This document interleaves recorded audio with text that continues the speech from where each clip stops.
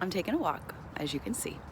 And yesterday I was hanging out with my friend Cyrus Webb, big influencer, all this, but beyond his title, he's a really great guy. And we were having this great conversation, and we've known each other for many years since we both competed on the Oprah Winfrey Network for her next talk show host. So it's probably been 10 years that we've known each other.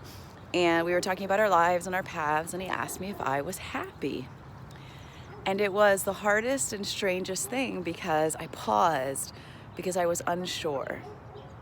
Now, for someone like myself, who everybody knows is joyful, and I host a show, the Joy Spot, the J Spot, and talk about that, it was a hard thing to face because there was this part of me that's not.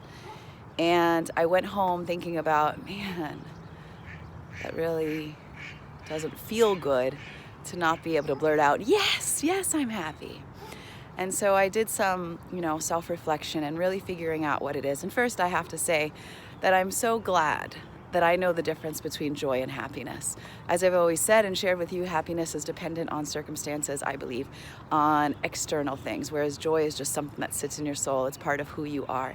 And that part of me I get clearly. That part of me just sits in my soul. Joy of being alive, joy of just life, and I get that, and the joy of loving me most recently more than anything.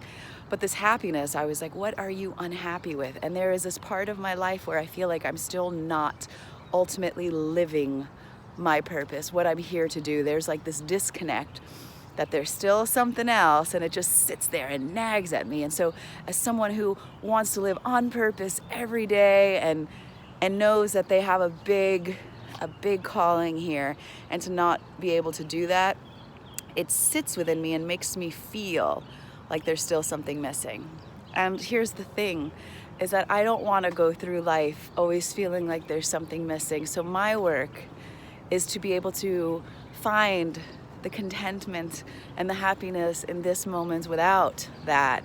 And even as I say it, I'm like, but how could you? It's like, missing your arm. If you're here to do something and you're not doing it, it feels like you're missing a limb. Perhaps. But what if, for whatever reason, that calling never happens? Do I live the rest of my life unhappy? Do you?